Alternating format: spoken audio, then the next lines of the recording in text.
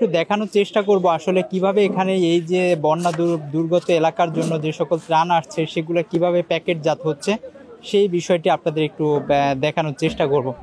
আমরা এই কাজটা করে আলহামদুলিল্লাহ আমাদের মনটা অনেক প্রফুল্লমান হচ্ছে, কেননা বাংলাদেশের বিভিন্ন স্থানে আপনারা জানেন, বিশেষ করে লক্ষ্মীপুর, নোয়াখালী, ফেনী সহ বিভিন্ন এলাকাতে আজকে মানুষ পানিবন্দী।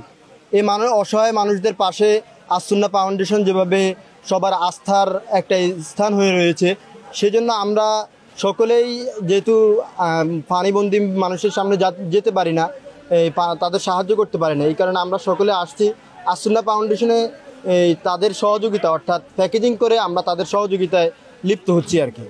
কেমন লাগছে এই কাজগুলো করতে পেরে? আলহামদুলিল্লাহ আমাদের কাছে অত্যন্ত ভালো লাগছে, যে কারণে আমরা বিনা পারিশ্রমিক, এখানে কোনো টাকা নেওয়া হচ্ছে না, আমরা নিজের উদ্যোগেই গাড়ি ভাড়া খরচ করে আসি এই আসুন্না ফাউন্ডেশনে নিজের ভালো লাগার কারণে।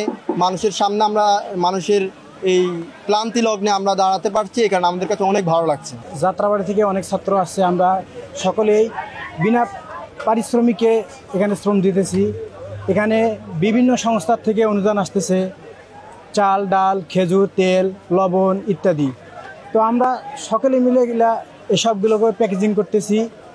এখানে প্রতিদিন আমরা গত শুক্রবার থেকে এই কাজ করতেছি। ইনশাল্লাহ যতদিন এই কাজের মধ্যে মানুষের প্রয়োজন পড়ে, যতদিন আমাদের প্রয়োজন পড়বে, ততদিন ইনশাল্লাহ এই কাজের মধ্যে লিপ্ত থাকবো এবং কাজে অংশগ্রহণ করবো ইনশাল্লাহ।